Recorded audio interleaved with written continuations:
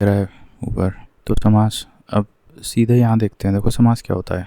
एक general idea, दो या दो से अधिक पद जब अपने विभक्ति चिन्ह या अन्य शब्दों को छोड़कर एक अलग ही पद में बदल जाते हैं तो उसे समास कहलाते हैं।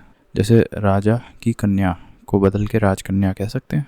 तो यहाँ पे की जो है ना लुप्त हो गया यहाँ पे। तो उसी तरह से भाई और बहन, तो इसमें और लुप्त हो गया। तो राजमहल है, तो राजमहल को हम इंडिविजुअल कॉन्स्टिट्यूएंट पदों में अगर तोड़ें तो राज प्लस महल हो जाता है। ठीक है। तो इसी तरह से हम देखते हैं क्या क्या डिफरेंट टाइप्स ऑफ समास हैं। तो देखो समास मुख्यतः 7 टाइप के होते हैं। तत्पुरुष, कर्मधारय, बहुव्रीहि, अव्ययी भाव, द्वंद्व, द्विगु, और ये 7वां भी है एक, इसको अभी फ़िलहाल के लिए छोड़ दो। ठीक है। अभी देखो कैसे इसको याद करना है। जिस समास में अंतिम शब्द प्रधान हो उसे तत्पुरुष समास कहते हैं। जैसे अंतिम प्रधान, अब ये बोल रहे हैं कि अंतिम शब्द प्रधान हो, अंतिम शब्द। जैसे विषधर, विष को धारण करने वाला।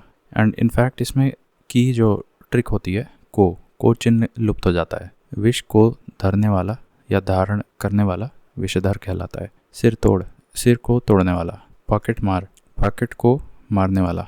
गिरिधर, गिरी को धारण करने वाला।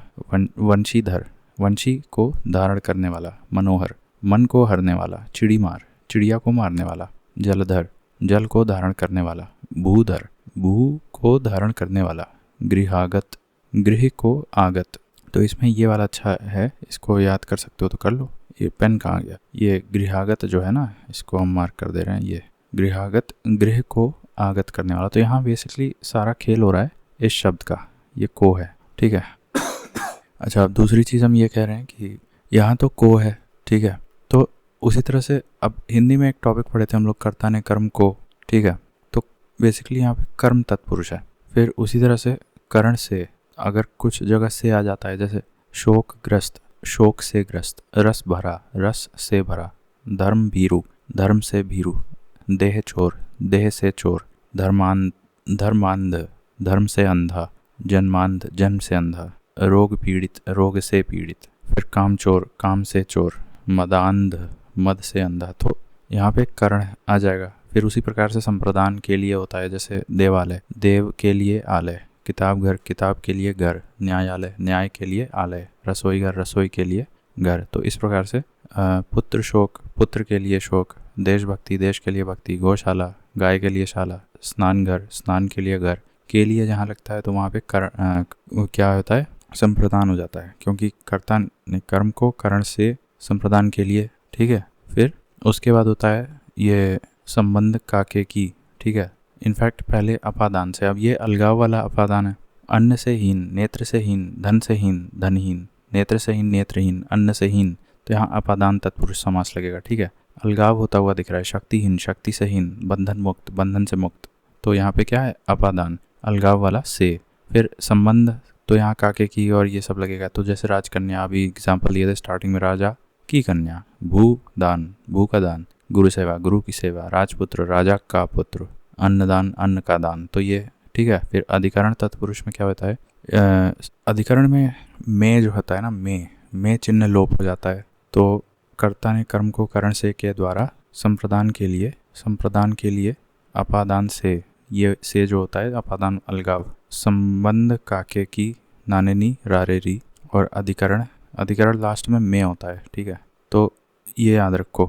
जैसे नरोत्तम, नरों में उत्तम। सबसे कंफ्यूजिंग यही वाला अधिकरण वाला ही होता है। ठीक है। रणवीर, रण में वीर। मुनि श्रेष्ठ, मुनियों में श्रेष्ठ। कुल श्रेष्ठ, कुल में श्रेष्ठ। पुरुषोत्तम, पुरुषों में उत्तम। ध्यान मग्न, ध्यान में मग्न। दानवीर, दान में वीर। कवि श्रेष्ठ, कवियों में श्रेष्ठ। आनंद मग्न, आनंद में मग्न। सर्वोत्तम, सब में उत्तम। तो जहाँ में लग रहा है तो दैट इज़ अधिकरण। तो एक बार फिर से बता दे रहे हैं, ये सारे के सारे जो हैं हमने बताया अभी तत्पुरुष समास के अंदर आते हैं। ठीक है। तो सबसे पहले हमने देखा था जहाँ पे को लुप्त होता है, तो को लुप्त होने वाले को क्या बोलेंगे, कर्म तत्पुरुष। ठीक है।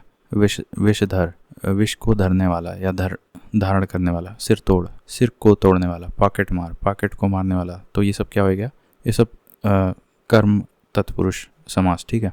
फिर करण से, अब से यहाँ पे अलगावल नहीं है, ये सिंपल से है। जैसे शोक ग्रस्त तो शोक से ग्रस्त, काम चोर काम से चोर, धर्म भीरु धर्म से भीरु, रस भरा रस से भरा, ठीक है, जन्मांध जन्म से अंधा, तो ये करण से, ठीक है। उसी तरह से फिर संप्रदान में क्या होता है, के लिए, ठीक है। तो जैसे देवालय तो देवताओं के लिए आलय, किताब घर किताबों के लिए आलय, किताबों के लिए घर, ठीक है। तो वो क्या होएगा, संप्रदान। फिर उसके आगे अपादान से अलगाव वाला, वो तो आसान है। फिर उसके आगे फिर संबंध तत्पुरुष समास, तो काके की नानेरी, जैसे राजकन्या, भूदान, भू का दान, गुरु सेवा गुरु की सेवा, कन्यादान कन्या का दान, जननायक जन का नायक, ठीक है।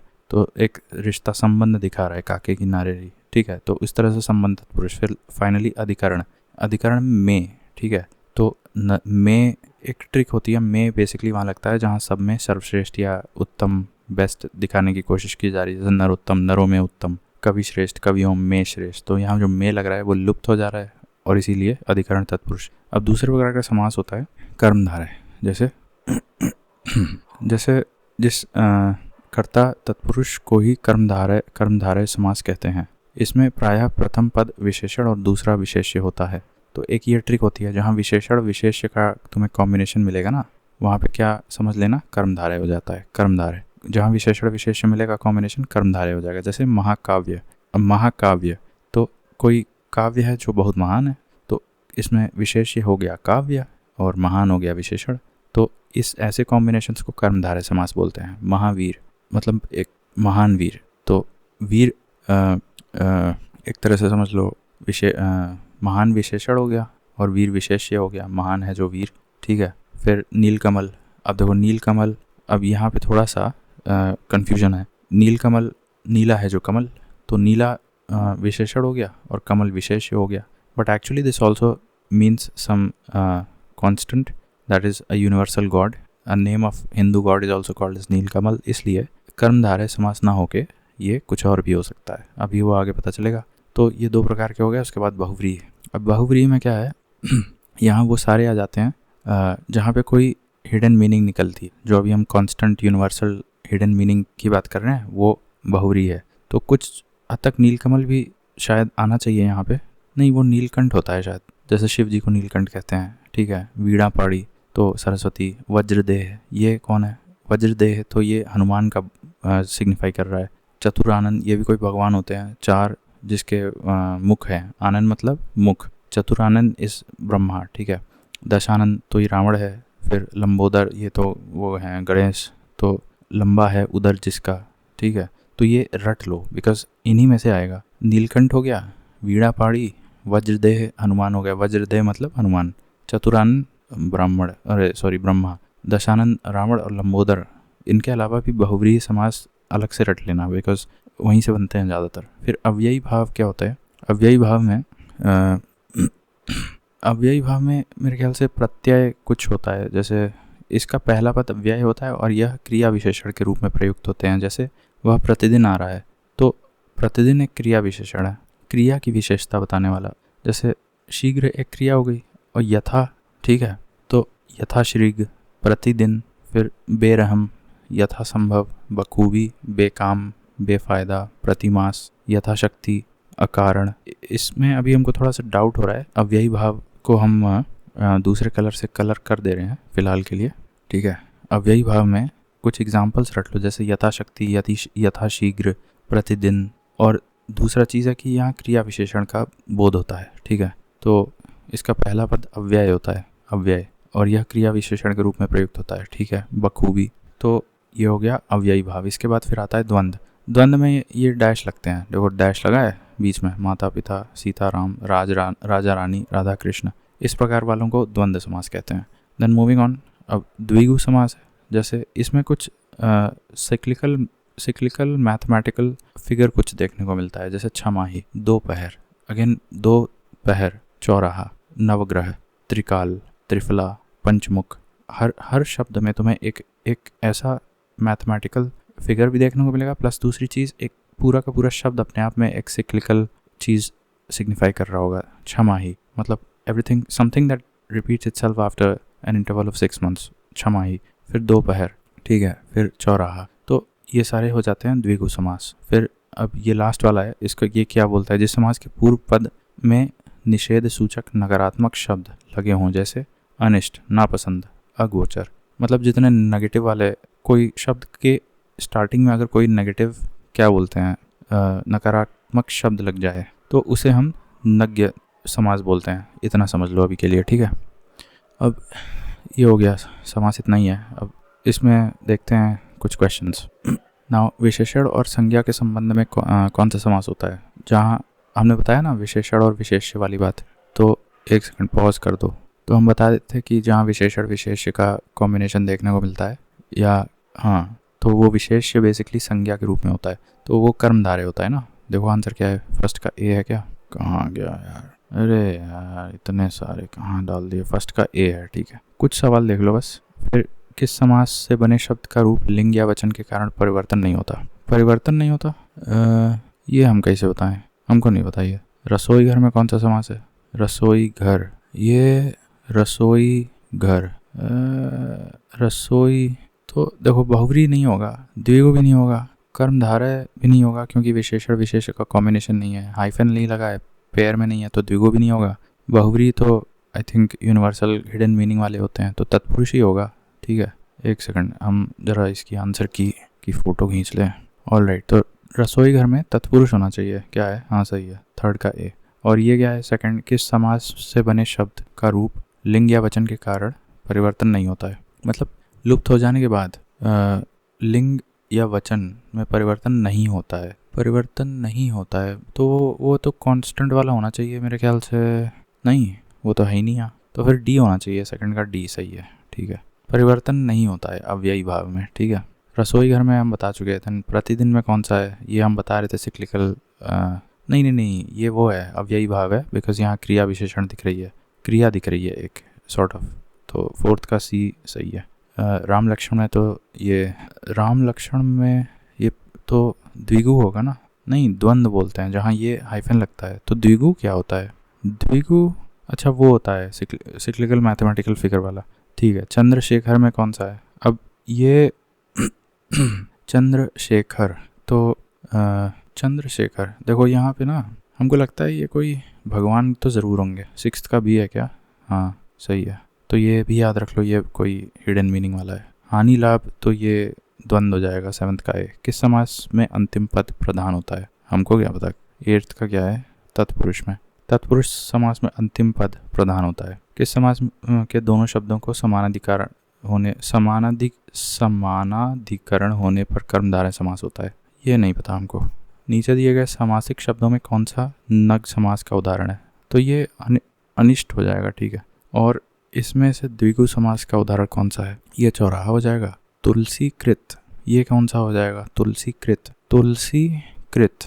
अब उनको कोई भगवान लग रहे हैं, तो बहुव्रीहि होना चाहिए। 16 का क्या है, नहीं गलत हो गया, ये तत्पुरुष है, तत्पुरुष है। तुलसीकृत का पूछ लेना, ठीक है, इसका विच्छेद करके तोड़ के। यथाशक्ति, तो ये तो हो जाएगा क्रिया वाला, क्रिया विशेषण यानी अव्ययी भाव, ठीक है। 15 का सी। और महापुरुष, तो महापुरुष तो ये विशेषण विशेष है, कर्मधारय हो जाएगा 14। अरे नहीं, महापुरुष को ये कैसे बता दिया है, इसका ज़रूर कंफर्म करना, ये गलत आंसर है। विशेषण विशेष्य वाला कौन सा कर्मधारय होता है, बहुव्रीहि तो भगवान वाले हिडन मीनिंग वाले होते हैं। आजन्म, मतलब जन्म से होना चाहिए कुछ, तो ये आजन्म, आजन्म, आजन्म, तो आजन्म ये डी लग रहा है।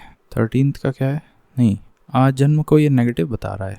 अच्छा, आजन्म नेगेटिव वर्ड होता है, जन्म आजन्म, इसलिए ये वाला लगेगा।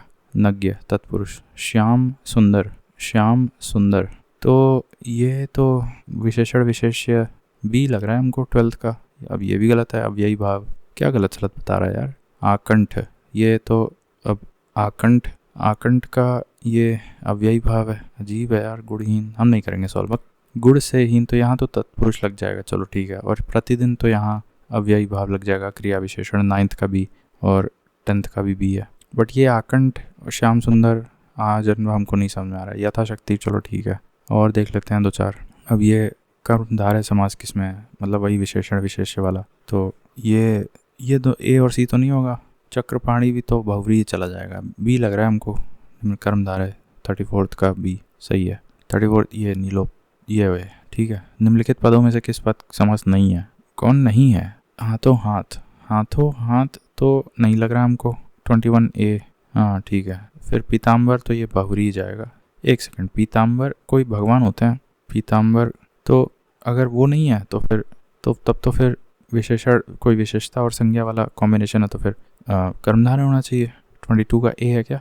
22 का ए सही है, ठीक है, ये सही है। अमृत धारा, अब ये भी हमको लग रहा है कि अमृत की धारा होता है ना, तो ये तत्पुरुष समास 23C, ठीक है। 24 का क्या है? ये तो द्वंद्व हो जाएगा। 24 का बी, ठीक है। 24 का घर आंगन, घर का आंगन होता है, तो ये द्वंद, अब यहाँ डैश लगा हुआ है इसलिए हमने द्वंद लगा दिया, लेकिन घर का आंगन, अब ये तत्पुरुष सही बता रहा है। अब इनमें से कौन सा तत्पुरुष समास कहाँ है? तो जन्म से अंधा, तत्पुरुष में वज्रदेह तो हनुमान बहुव्रीहि, ठीक है। नीलकमल, हाथों हाथ, हाथों हाथ तो ये तो द्वंद्व में जाएगा। जन्म से अंधा तो यही होगा, 25A, ठीक है। और समास है ही नहीं तो वही 26A। हाथों हाथ, ये क्या गलत सलत बता रहा है भाई, समास ही नहीं है। देवासुर, तो ये तो कर्मधारय होना चाहिए 27। अरे द्विगु समास पूछ रहा है, तो ये दशानन है क्या? नहीं, द्विगु समास, द्विगु समास, द्विगु कौन सा होता है? सिक्लिकल मैथमेटिकल फिगर ना, तो पंचांग होना चाहिए 28th का। सही है, ठीक है, चलो बस करो।